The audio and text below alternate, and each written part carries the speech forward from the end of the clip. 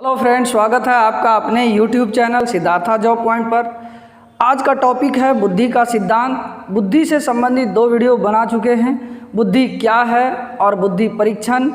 फिर बुद्धि से संबंधित एक और वीडियो है, दूसरा वीडियो उसमें है कि आईक्यू कैसे निकालें, बीने साइमन स्केल क्या है, स्टैनफोर्ड बीने स्केल क्या है, तो उससे संबंधित दूसरा वीडियो है। उस वीडियो को देखना चाहते हैं तो डिस्क्रिप्शन लिंक में जाकर उस वीडियो को देख सकते हैं। पहले उस वीडियो को देख लीजिएगा, तब इसको देखिएगा तो समझ में ज़्यादा आएगा। हालांकि कोशिश करेंगे आप नहीं भी देखें उस वीडियो को तो भी हम आपको अच्छे से समझा पाएँ। तो ये बुद्धि का सिद्धांत जब दे रहे थे तो सबसे पहला सिद्धांत था एक खंड का सिद्धांत या एक कारक का सिद्धांत। खंड के जगह जो है कारक, तत्व या फिर फैक्टर, यूनिफैक्टर इसको इंग्लिश में कहते हैं, तो सब एक ही है। तो एक कारक का सिद्धांत हो, एक तत्व का सिद्धांत हो या एक खंड का सिद्धांत हो। तो एक खंड का सिद्धांत बीने ने दिया था। इसका समर्थन जो है टर्मन भी किए थे इसका समर्थन। तो देखिए एक खंड का सिद्धांत क्या कहता है क्या बुद्धि अविभाजित है, बुद्धि को कभी बांट नहीं सकते हैं। किसी भी व्यक्ति में यदि कोई बुद्धि है, कोई बुद्धि विशेष रूप से पाई जाती है तो वो सभी क्षेत्रों में उसकी बुद्धि एक जैसी होगी। लेकिन ये सर्वमान्य नहीं है। बाद के मनोवैज्ञानिकों ने बुद्धि सिद्धांत के तहत इनके इस कथन को गलत कर दिया। एक खंड का सिद्धांत क्या कहता है जैसे कि मान लिया जाए कि कोई बालक यदि साइंस में तेज है तो कह रहा है क्या मैथ में भी होगा, हिस्ट्री में भी होगा, सिविक्स में भी होगा, ज्योग्राफी में भी होगा। ऐसा जरूरी नहीं होता है। तो एक खंड का सिद्धांत क्या कहता है कि इसको हम अविभाजित नहीं कर सकते हैं, बांट नहीं कर सकते। किसी एक क्षेत्र में यदि उसकी बुद्धि अच्छी है, विशिष्ट है, तो वो सभी क्षेत्रों में बुद्धि उसकी वैसी ही होगी। हालांकि इस सिद्धांत के तहत जो है ना मनोवैज्ञानिकों ने इस सिद्धांत को गलत बता दिया, साबित कर दिए। और इस सिद्धांत को हम लोग निरंकुशवादी सिद्धांत भी कहते हैं। ये निरंकुशवादी क्या है कि कह रहा है निरंकुशवादी वो होता है जब जिस पर किसी का अंकुश न हो, उसको निरंकुश कहते हैं। अब देखिए यदि वो कह रहा है कि मैथ में यदि तेज होगा तो साइंस में भी होगा, साइंस में तेज होगा तो हिस्ट्री में भी होगा, हिस्ट्री में तेज होगा तो और भी सब्जेक्ट में तेज होगा, लेकिन ये किसी दूसरे विषय पर उसका अंकुश नहीं होगा। तो इसलिए इस सिद्धांत को निरंकुशवादी सिद्धांत भी कहा गया है। द्विखंड का सिद्धांत जो है ये स्पीयरमैन ने दिया था। द्विखंड का सिद्धांत स्पीयरमैन बताते हैं कि किसी भी व्यक्ति में 2 प्रकार की बुद्धि होती है। गौर से समझिएगा, एक सामान्य बुद्धि और दूसरी विशिष्ट बुद्धि। एक सामान्य बुद्धि और दूसरी विशिष्ट बुद्धि। इसी को स्पीयरमैन ने जी फैक्टर कहा, और इसको एस फैक्टर कहा। याद रखिएगा जी फैक्टर और एस फैक्टर किससे संबंधित है? स्पीयरमैन से। जी फैक्टर जिसको हम लोग जनरल फैक्टर कहेंगे, एस फैक्टर मतलब स्पेसिफिक फैक्टर।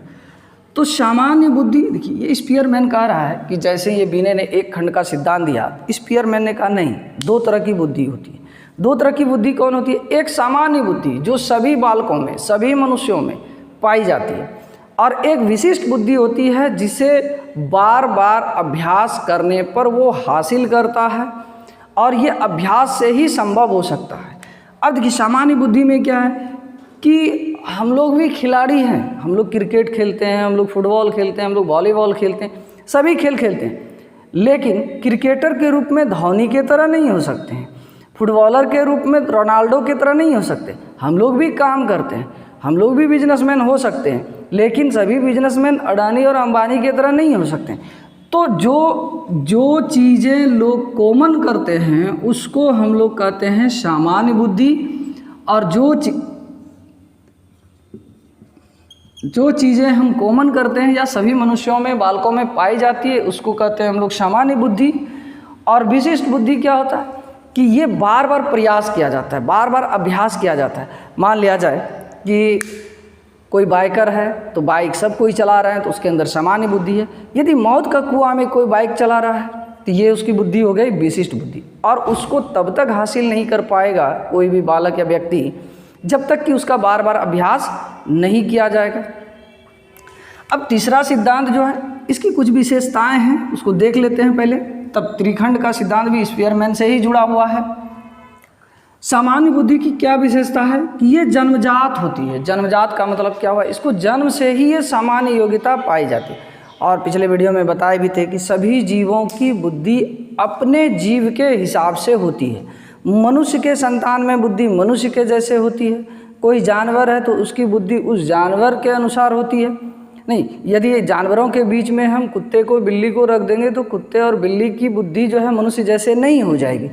तो ये जन्मजात होती है, यानी सामान्य बुद्धि जन्मजात होती है और सभी मानसिक कार्यों में उपयोग होता है, जिसको हम लोग बोलचाल के भाषा में क्या कहते हैं, कॉमन सेंस। कोई काम करने का था आपको, यदि काम उल्टा पुल्टा करते हैं तो आपके पापा या फिर कोई गार्जियन या बड़े लोग कहते हैं क्या कॉमन सेंस नहीं है क्या तुमको, तो वही चीज़ है। ये सामान्य बुद्धि क्या है, कॉमन सेंस। ये सभी मानसिक कार्यों में उपयोग किए जाते हैं और सदैव एक जैसी रहती है, ये घटती और बढ़ती नहीं है, ये एक जैसी रहती है सभी मनुष्यों में, सभी बालकों में।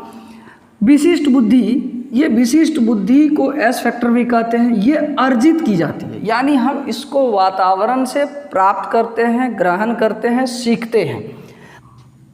कोई व्यक्ति किसी विशेष क्षेत्र में यदि वो अभ्यास कर रहा है तो उस क्षेत्र से संबंधित बुद्धि उसके अंदर अधिक हो जाएगी। जिस व्यक्ति में जितनी अधिक अभ्यास होगी, जितना अधिक लगा रहेगा, उस क्षेत्र में उसकी उतना पारंगत हो जाएगा। दूसरा, एक दूसरे से स्वतंत्र होती है, यानी विशिष्ट बुद्धि जो होती है ये एक दूसरे से स्वतंत्र होती है।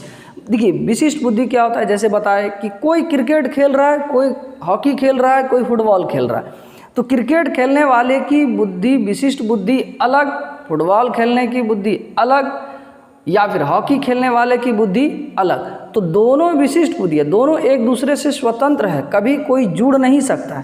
कहने का मतलब कि कोई मैथ में यदि मैथ का अभ्यास कर रहा है या फिर मौत का कुआं में अभ्यास कर रहा है बाइक चलाने का, तो उसकी बुद्धि जो है मौत का कुआं में बाइक चलाने वाला विशिष्ट होगा। अब कोई जो है टाइपराइटर बिना देखे 1 मिनट में 100 वर्ड कर रहा है तो वो उसकी बुद्धि है। तो दोनों एक दूसरे से स्वतंत्र। हम टाइपिस्ट को बाइकर नहीं बना सकते हैं, मौत का कुआं में बाइक नहीं चलवा सकते हैं। मौत का कुआं वाला बाइक जो चलाने वाला है उसको हम टाइपिस्ट नहीं करवा सकते। तो कहने का मतलब विशिष्ट बुद्धि एक दूसरे से क्या होती है, स्वतंत्र होती है। विभिन्न व्यक्तियों में भिन्न भिन्न और अलग अलग होती है। हर व्यक्ति में क्या है, अलग अलग है, अलग अलग होती है और अलग अलग होती है।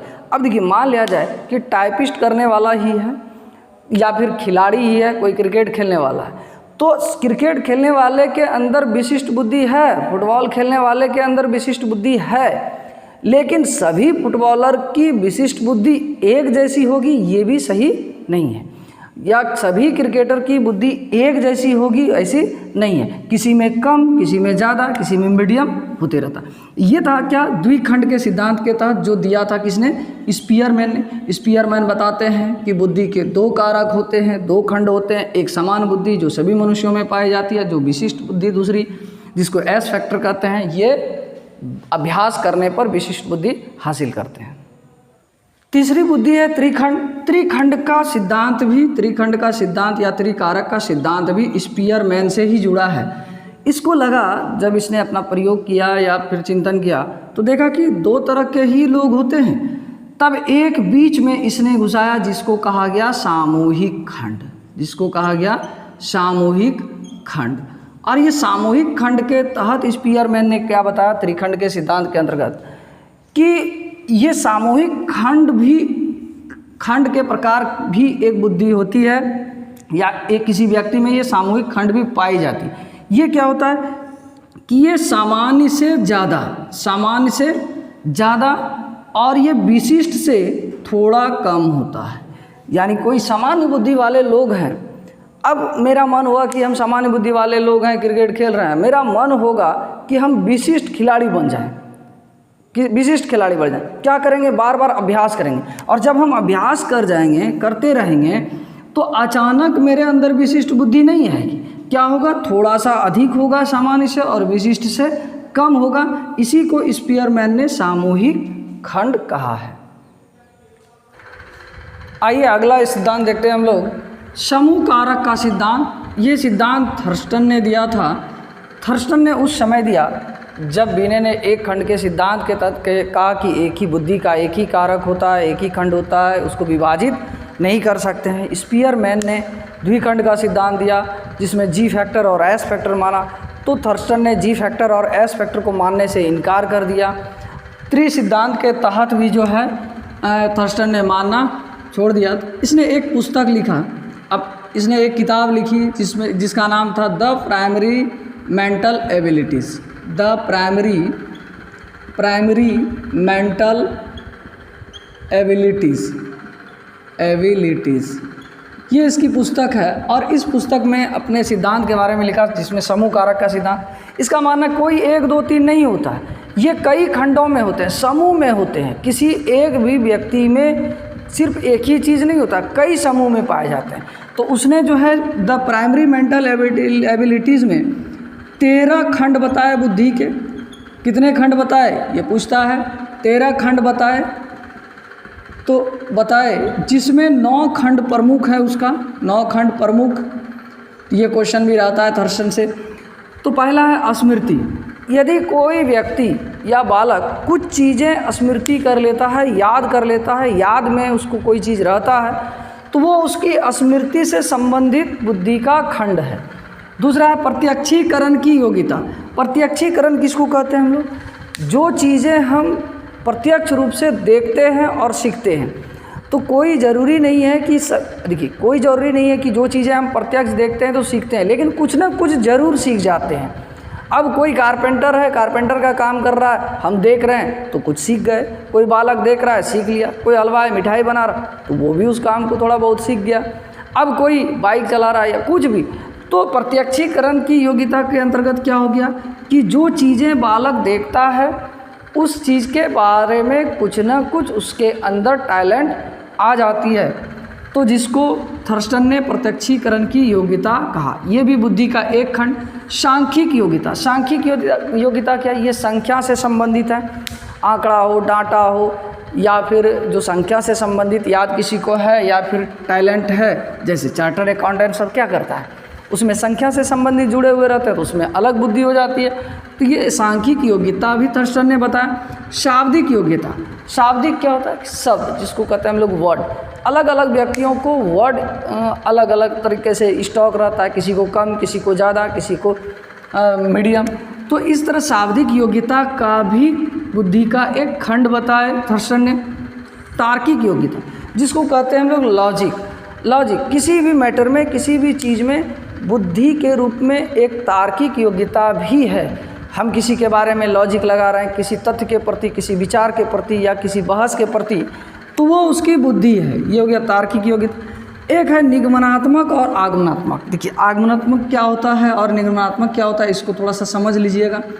आगमनात्मक और दूसरा निगमनात्मक। देखिए, कोई भी बालक जब सरल से कठिन की ओर, मूर्त से अमूर्त की ओर, मूर्त से अमूर्त की ओर, सामान्य से विशिष्ट की ओर, सामान्य से विशिष्ट की ओर, विशिष्ट की ओर, स्थूल से सूक्ष्म की ओर, स्थूल से सूक्ष्म की ओर,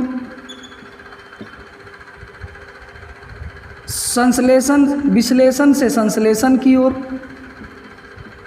विश्लेषण से संश्लेषण की ओर। अब देखिए, ये चीज़ क्या है संश्लेषण की? देखिए, कोई भी बच्चे को हम पढ़ाते हैं तो पहले सरल चीज़ें पढ़ाते हैं, तब कठिन चीज़ें पढ़ाते हैं। यदि ये तरीका अपना रहे हैं तो वो विधि आगमनात्मक हो गई।